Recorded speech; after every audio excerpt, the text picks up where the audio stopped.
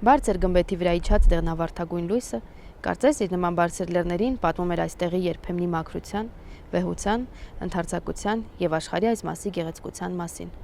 Լուսիկը նորից այնտեղ էր, եկեղեցիների Զարթվան եկեղեցու բակում։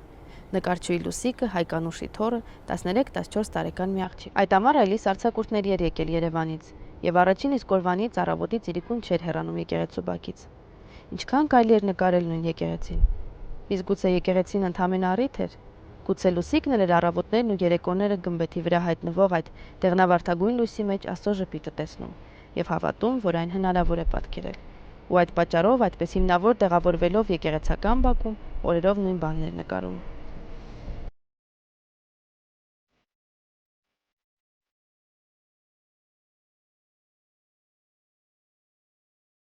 Ես կարծես թե ուսումնարանի առաջի կուրսի 14 տարեկան, այդ տարի գնացի Ագոլիս, գնացել էի Թովմա եկեղեցի նկարելու, մեզ մոտեցավ երիտասարդ, շիկ մազերով, ասեցի գեղեցիկ երիտասարդ է, էլի բաց մարմինը, բանը, մաշկը բաց։ Հետո խոսեցին երկար, տատիկիս հետ երկար խոսեց, հետո որ գնաց տատիկիս հարցրեցի, բա ով է, ասեց նա մեր գյուղի ամենակրթված տղաներից է, շատ խելոք մարդ է ինքը, 25-26 տարեկանի մոտ արդեն հասուն տղա էր, որ ես իրեն հիշում եմ։ Ինքը շատ գրագետ էր խոսում, շատ նուրբ էր մոտենում, շատ ուրիշ, գիտեք, այնպես էր խոսում տատիկի հետ, ոնց որ իր զավակը լիներ։ Ինքը ընդհանրապես երևի մի անգամ է ինձ տեսել, չէ՞։ Բայց ինքան գեղեցիկ է նկարել, իսկապես ես այդ եկեղեցում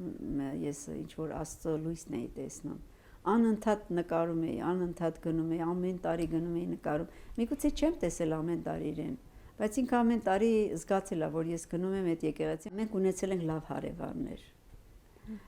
Նախ մի բակի մեջ երկարությամբ 6 սենյակ էր, մեծ սենյակներ, որի 2 սենյակը, 1 սենյակը ապրում էր մի ադրբեջանցի գաղթական Զոհրա նանայ, Զոհրա։ Զոհրան տարեցկին էր, շատ երեխաներ ունեցել, 10 երեխա, բայց ոչ մեկը չէր մնացել կենդանի։ Իսկ ինչ վերաբերում է կողքի մյուս հարևանին։ Նրանք մի երիտասարդ փոքրիկ երեխա ունեին, 5 տարեկանի չափ, ես մի քիչ ավելի մեծ էի, ոնց ինքը մի քիչ փոքր էր, այդ չեմ հիշում, բայց երբեմն նրան բերում էր մեր տուն, որ ես մենակ չլինեմ։ Հետո եկավ Նուբար խալան, հաջորդ հարևանը,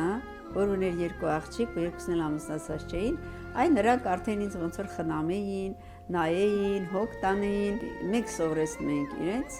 իրենք օգնում էին մեզ։ Հայաթը դա մայրը հայ է եղել, ինչ որ հայրը ադրբեջանցի, որտեղ ինքը շատ մոտ էր պապիկիս, երբեմն բառեր էր ասում զոկական, դհոլ էր նվագում, իրենք թառ էին նվագում քամանչա, իսկ Հիդայաթը դհոլ էր նվագում։ Այդ Հիդայաթը առաջին անգամ ինձ Օրդոբադից թուղթ բերեց։ Ու գիրկը նստացրել էր, ես 4-5 տարեկան ինձ նկարել էր սովորեցնում, ծաղիկ էր նկարում, եւ երևակայեք այդ թուղթը, որ դժվար էր Ագուլիսում գտնվել, ինքը առաջին անգամ որ Օրդոբադից բերեց, ես դրա նկարեցի ու սկսեցի սիրել նկարելը։ Ու ես իմ տպավորվեց, որ ինձ նկարել առաջին անգամ ադրբեջանցի է սովորեցրել։ Ադրբեջանցիների տարբեր տեսակները կային եւ բարի եւ կամ չար։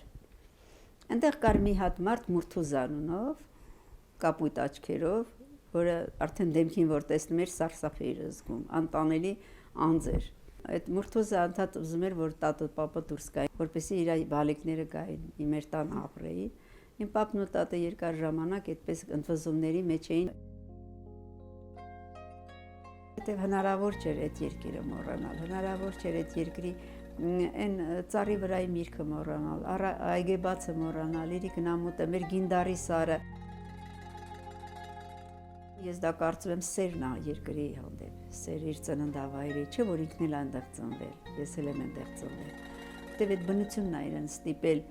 այդ բնության տեսակն է ստիպել, որ ինքը այդպեսին դառնա, որտեւ այդպեսի մարդիկ շատ քիչ են լինում։ Ով իր երկիրը սիրել է, հենց այդ երկրի անունն էլ կրել է։ Պատահական չի, որ մենք ունենք ջուղայեցներ, ունենք նախեջևանցիներ, ակուլիսեցիներ։ Կոտորածից հետո, որ ինքը պատմում է, այդ կոտորածից հետո Ագուլիսը դառավ Այլիս։ Եվ իր հայրենիքի հիշողությունները իր մեջ, իր ծննդավայրի հիշողությունները հենց իր մեջ մնալու համար իր Այլիսի անունն է կրել։ Նույնն է նաև ես։